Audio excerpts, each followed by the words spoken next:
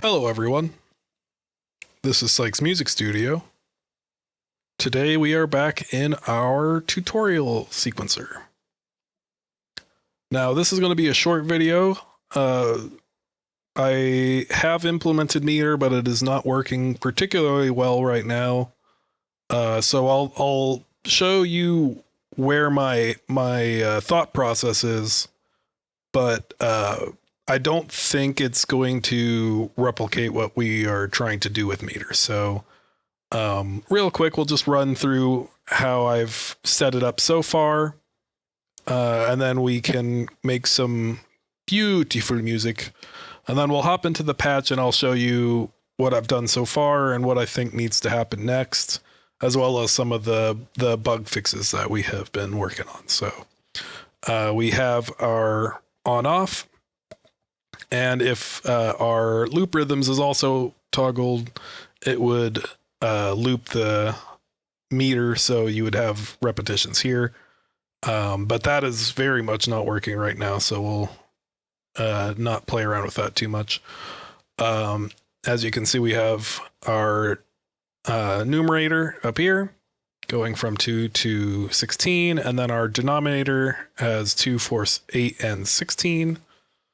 And the default's for just 4, 4, and this is the number of repetitions. So this would control the metric loop, but then it has its own repetition. So kind of janky right now, but let's play around with it and see what we can get out of it. See if it actually does what we want, at least as far as by itself, if it's doing the meter that we want. And then we'll hop in and see where we're at.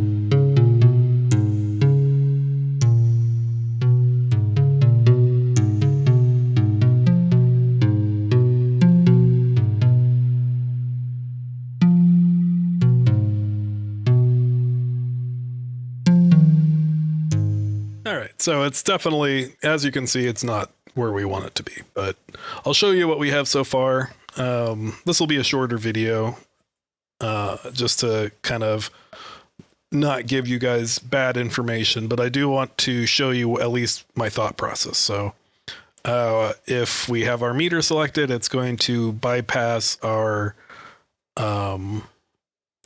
drunk and go straight into our meter patcher. We have, it's going to essentially take the note that we want and subtract our meter's denominator. So we're trying to see how many of that note fits into our meter. And then the translate's just to change the number to correlate correctly with our rhythmic values. And we have a point system. So if the pitch, or the rhythmic value of our note is equal to the denominator, it sends out 1 point. So it's the rhythmic value that matches our meter, so it would get 1 point. And then if we have 4, 4, you would get 4 of those points. And then if it is faster, it's smaller points, and then if it's slower, it's larger points. And then we are subtracting that from our meter. So as you can see, that was a 1. When I hit this 4, that's our 4, 4. And that's our numerator. It's taking from our numerator. And once it is equal to or less than 0, it will reset the process. Now it's also sending out a 16th note, so that might be why it's causing problems. But I need it to send out something if it is something small, if it is too big, or actually maybe I don't know. Maybe that is just the problem. But then it'll send that out. Let's see what else is going on here. And then for our metered rhythms, it's kind of a heavily modified version of our melody and rhythms because it is looping from I'm trying to keep it within a meter as opposed to kind of letting it do, it's creating a meter, but it's not going to be a stable meter. So I'm trying to account for that. So if the once we get our it has exceeded or equaled 0 flag, it will shift to simply output our looped meter from our coal. And then if it's not, it's supposed to write it in. For whatever reason, this counter only goes from 0 to 2, even though I've set this to a crazy high set count maximum. So I don't know what's going on there. It has to have something to do with the set and when things are. It's when it's being reset. So I have to work on this quite a bit here. But that's kind of where we are with our meters. Again, the meter is going to be the most complicated thing we do.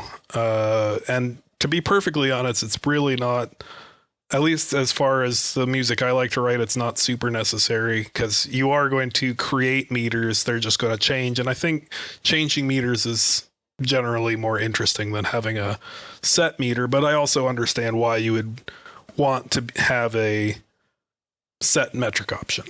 Now we also, to bug fix our form loop because it was resetting when we didn't want it to, I have a send here, and anywhere, let's see, where is this going to go?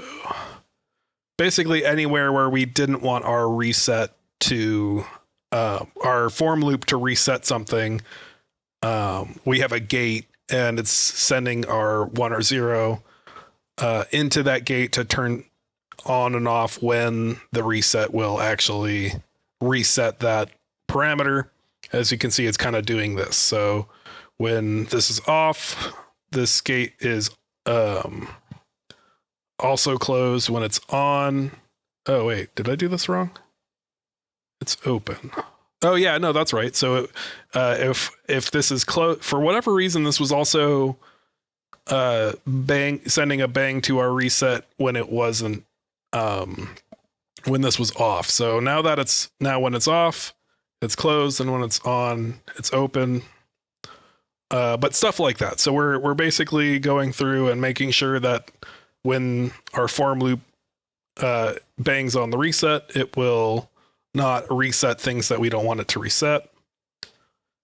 What else did we change here? Oh yeah, we updated our key change. So this is quite a bit more complicated, but it's a lot more interesting, I think. So it's basically taking the last note of the previous sequence and using that as the new key. So kind of keeps things in a kind